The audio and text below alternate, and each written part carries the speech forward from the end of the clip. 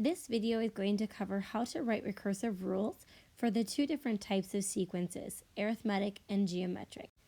Writing a recursive rule for either one of the two types of sequences is a little bit different than the explicit rules in what information is needed.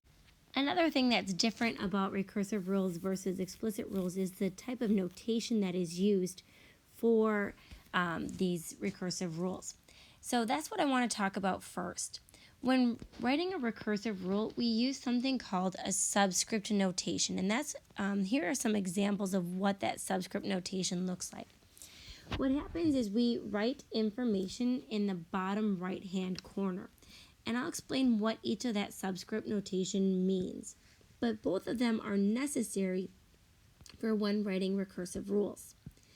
So this first one here, this T sub 1, that means that we need the first term. Okay, so the first term within the sequence. So what number is written first? The other part of the recursive rule that is needed is this down here.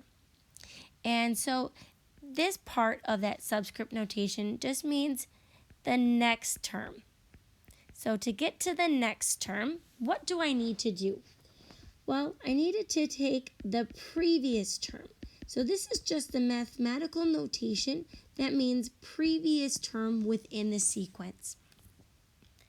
Then, because we are specifically going to be talking about an arithmetic sequence, what we want to use is the addition symbol followed by our common difference. What is it that we're adding or subtracting? So if we are looking at this example specifically, what we're going to do is start off with that T sub 1 notation. And we're going to tell the audience what is our first term within the sequence. And the answer is going to be -7. Then the next thing we need to do is tell the audience again, how do you get the next term in the sequence? So we're going to repeat that subscript notation. So we're going to have that T sub n equaling T sub n minus 1. Again, all it's saying is next term. To get to the next term, take the previous term and add my common difference. Well, that common difference is what we're adding or subtracting each time. And so as I'm going through my sequence to get from -7 to -1 to 5, I'm adding 6 each time. So I'm going to go ahead and put +6. Now, within that recursive sequence, recursive rule, you need both of the two parts to be the entire recursive rule.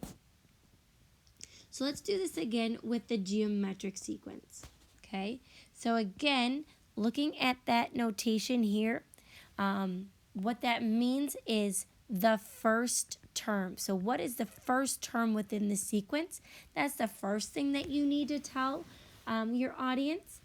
And then the next thing you need to tell your audience is, again, using this subscript notation, again, describing how do you get to the next term.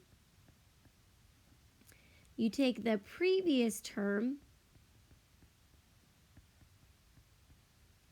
and then you multiply it by your multiplier. Okay? So that would be what goes there.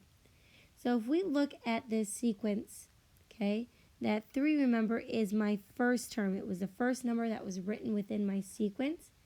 And then to get from 3 to 15, 15 to 75, all I need to do is multiply by 5 each time. So now that I know what my first term is, I know what my multiplier is, I can go ahead and take that information and write the recursive rule. So for this example, I need my two parts. I need to tell the audience what is my first term. And the first term is 3. Then the next thing I need to do is tell my audience, how do I get to the next term? Well, to get to the next term, I'm going to take my previous term and multiply it by 5. Remember, you need both parts in order to complete the recursive rule.